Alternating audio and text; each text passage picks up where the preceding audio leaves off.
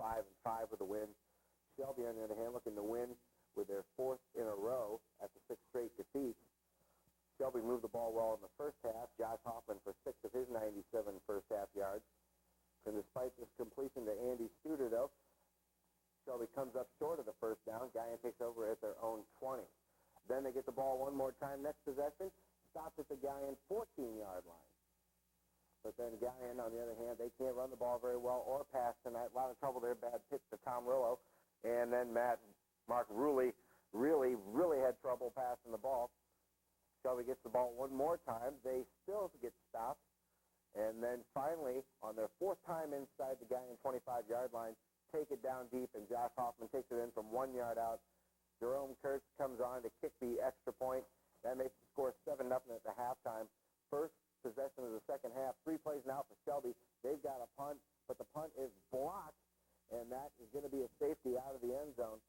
The block is made, and score is 7-2, but on the ensuing kickoff, Aaron Adams is stripped by Chad French and recovered by Trent Patrick, and Shelby gets the ball right back. They march down the field, and the completion there to the tight end gets the ball inside the 35-yard line as the Whippets march again, but on fourth down, they've got to try for it again. Too long for the wide receiver Studer, and they give it up on downs again. Galion spent most of the game, and in particular the second half, punting the football, couldn't move the ball well.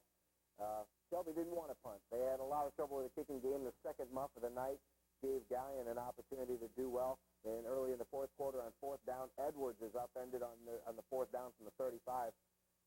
Now Shelby's trying to run out the clock. 3 minutes left in the game. They're down to the 29-yard line.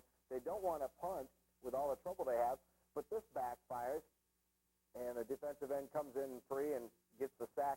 Galion has one last effort to come down and really hits Adams with the pass there for a first down.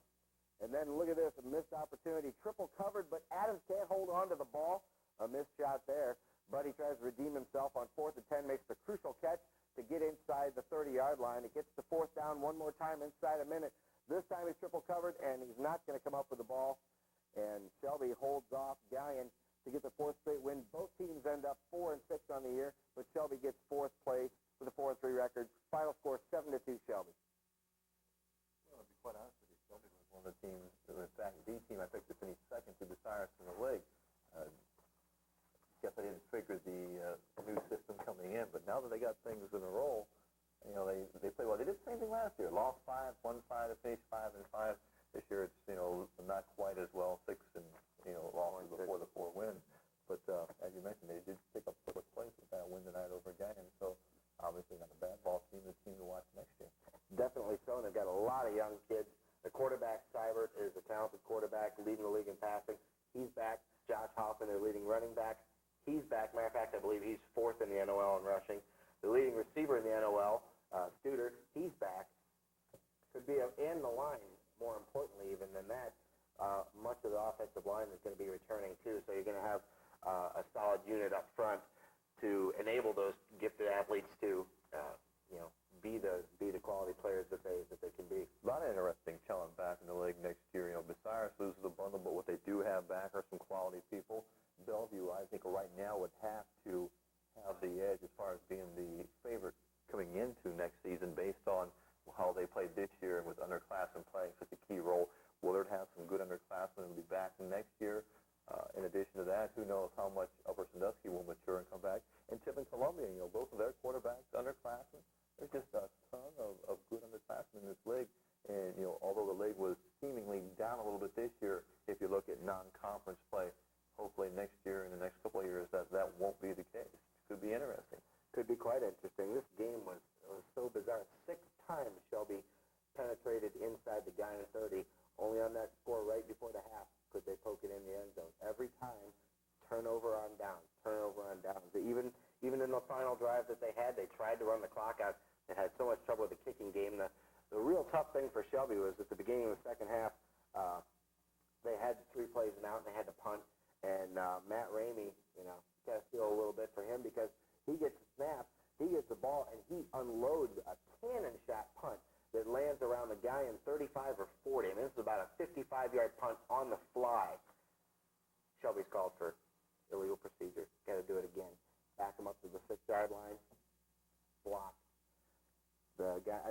of his name offhand. I apologize. It's number 47 for Galion. He broke right up the middle, clean as a whistle. Got his whole hand on, and got his arms totally on the ball. But he got in there so clean that ball had so much velocity from being blocked. I mean, he didn't tip it. It was so clean that no one had a chance to recover it. So that there wasn't even a chance to recover it. It was an obvious safety. But the first half, Shelby out and gained Galion, I believe, 147 to 28. And that was exactly the way the first half was. Galion, all night they couldn't get the ball moving. The last drive was really the only sign of life that they showed, and really finally started hitting the mark a little bit on some passes. But he had a really tough night. He's been throwing well when he's been getting his chance to play, shoveling with Goldsmith. Tonight he was 3 for 17 for 47 yards. So an off night for him, and really an off night for the Galion offense. Which is very surprising, because, like you say, expected offensive fireworks, and it didn't quite turn out that way. But it sounds like still a pretty interesting game, all things considered. Big stats by one individual. In fact, an individual who will be our main exponent of the week this week. We might as well go ahead and Josh Hoffman. to us now. Well, I'll tell you, he was just a workhorse tonight. 35 carries, 140 yards. Yeah, that doesn't sound incredibly overwhelming, but that's just a lot of carries. And he looked a little leg weary in the third quarter. He carried the ball 18 times for 97 yards in the first half. Third quarter and into the early fourth quarter, he really looked like he was getting tired because he was virtually the only back out there carrying the ball. Jerome Kurtz had, I believe, 7 or 8 carries in the course of the game. But other than Seibert running a couple times and getting sacked, no one else ran the ball except Josh Hoffman, and he comes up with a big performance. He was really their steady back. He really helped them control and eat up the clock. Despite the fact that these drives weren't fruitful in terms of points, they did eat a lot of clock, and they did keep the Galion offense off the field, and that's one reason that kept them ineffective. They didn't get enough snaps of the football. So Josh Hoffman, 35 carries, 140 yards, and the only touchdown of the ball game, as we mentioned, will be our Mayhex